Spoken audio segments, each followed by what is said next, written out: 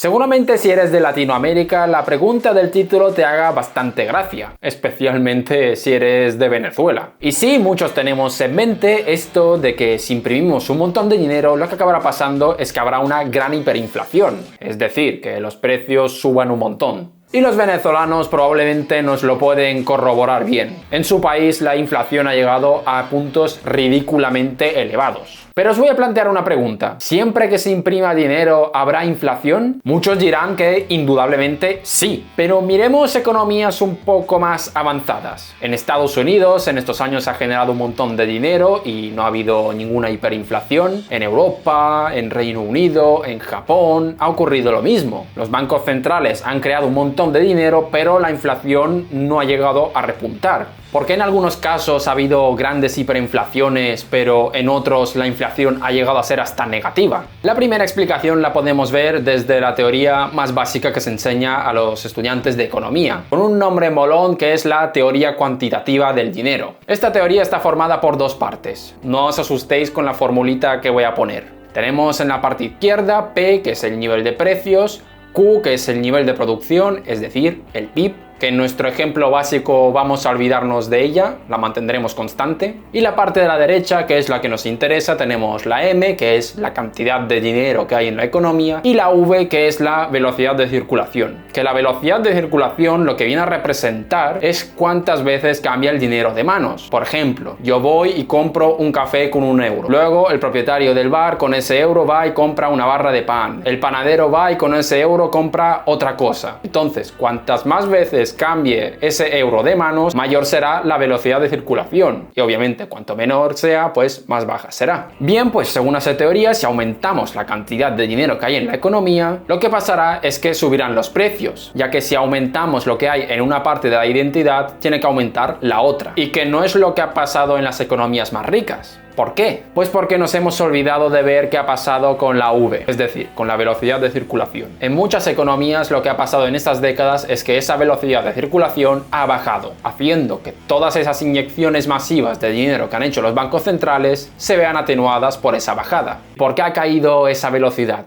Bueno, pues por un lado, por la bajada de las expectativas de las personas, que se ha dado después de la crisis de 2008 y sobre todo ahora con la crisis del coronavirus. En Estados Unidos, por ejemplo, el ahorro ha aumentado mucho, haciendo que el dinero no circule por la economía. Que, a ver, para los fanáticos del ahorro, no estoy intentando decir que el ahorro sea algo malo, simplemente que si se ahorra, el dinero se queda ahí quieto, no se mueve. Después, las entidades financieras, los bancos, básicamente, estaban con miedo de volver a otorgar créditos a las personas. Así que todas esas masivas inyecciones de dinero que se hacía por parte de los bancos centrales se quedó ahí quieto en los bancos y no fue transferida a la economía real, que es una condición necesaria para que haya inflación. A ver, para entendernos, la economía real es un poco lo que vemos en nuestro día a día, ¿vale? Gente que invierte en negocios, que consume, etc. No es la explicación más técnica, pero bueno, yo lo explico a mi modo, para entendernos. Y que ese precisamente era el objetivo de los bancos centrales, que ese dinero sea utilizado para consumir, para invertir y de esta forma la inflación repunte. Que haciendo un pequeño paréntesis, lo que hacían los bancos centrales durante estas décadas es básicamente esto. Imagínate que alguien te debe 2 euros. Entonces viene otra persona y te dice, mira, yo te doy los 2 euros y tu amigo me los deberá a mí. Pensarás, entonces, ¿para qué lo está haciendo si no va a ganar nada? Es que el objetivo del Banco Central no es ganar dinero, es llegar a los objetivos que tengan establecidos, que por ejemplo aquí en Europa es tener una inflación del 2%.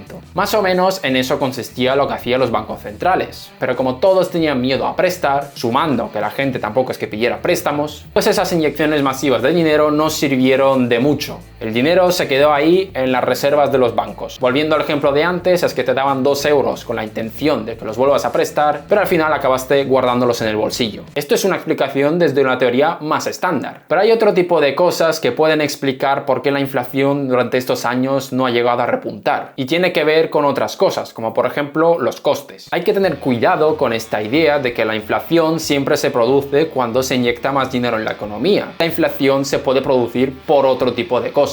Por ejemplo, la globalización, que parece que ha tenido un efecto negativo sobre la inflación.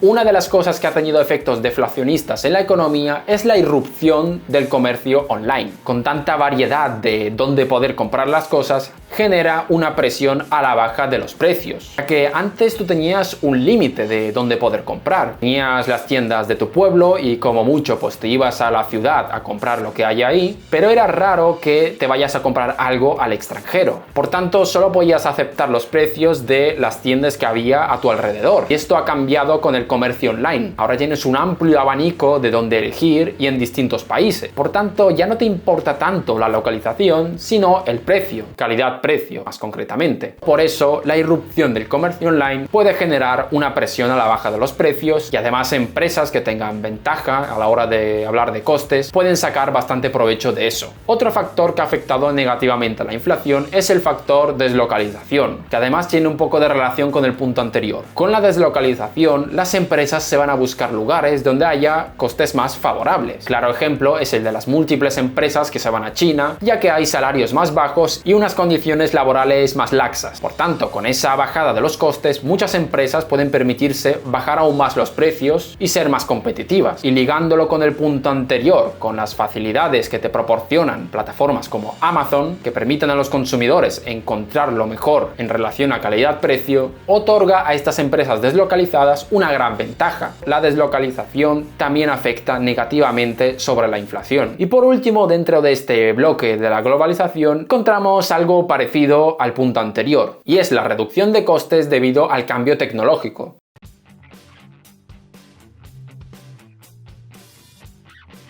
Con la automatización de muchos empleos, las grandes empresas han podido tomar grandes ventajas en cuanto a costes se refiere, produciendo más y más barato, lo que también provoca que tomen grandes ventajas frente a otros negocios. Y sumando otra vez las facilidades que proporciona el comercio online, volvemos a tener presiones deflacionistas, esta vez debido a un incremento de la productividad. Por tanto, vemos como fenómenos como la globalización han tenido efectos sobre el cambio de los precios y han podido contrarrestar esas masivas inyecciones de dinero que han hecho los bancos centrales. Pero hay una cosa más que hay que comentar, y es la gran caída del valor de las materias primas que ha habido a lo largo de estos años. Basta con ver este gráfico para ver el tremendo desplome que ha habido en los precios de las materias primas. Y no solo el petróleo, que es el ejemplo más clásico. Cosas como el zinc, el hierro, el calcio, también han sufrido una fuerte caída en estos años. Probablemente se deba a la desaceleración de China en el 2015, ya que era el principal comprador. Y pasa un poco lo mismo que antes. Las materias primeras son la base para construir la mayoría de las cosas que tenemos. Si cae su precio, caen los costes y vuelve a haber un margen para hacer una bajada de precios. Lo mismo que antes, bajada de los costes, bajan los precios. Vemos que es difícil poner una causa de por qué ha habido una inflación tan baja durante estos años. Insisto, en las economías más ricas. Hemos visto que hay distintos motivos que podrían explicar por qué la inflación no se ha disparado a pesar de los intentos de los bancos centrales por repuntarla. También hemos visto que no solo con la creación de nuevo dinero va a haber inflación, tienen que darse otro tipo de circunstancias para que ésta suba.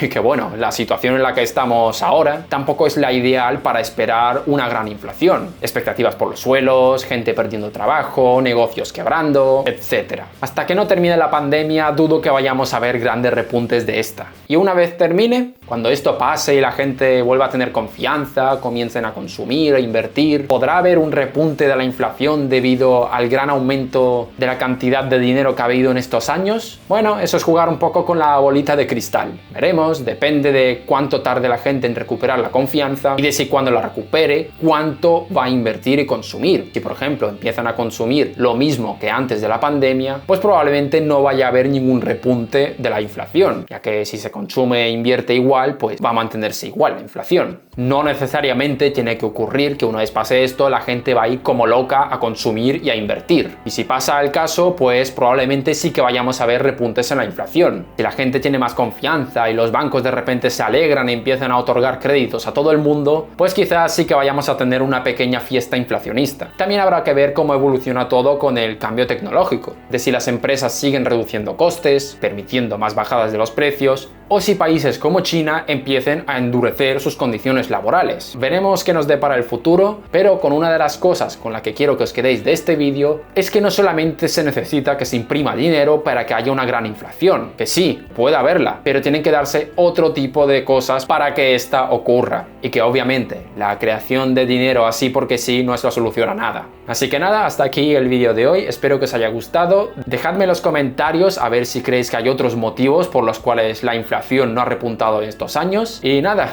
esto es todo por mi parte y nos vemos la semana que viene.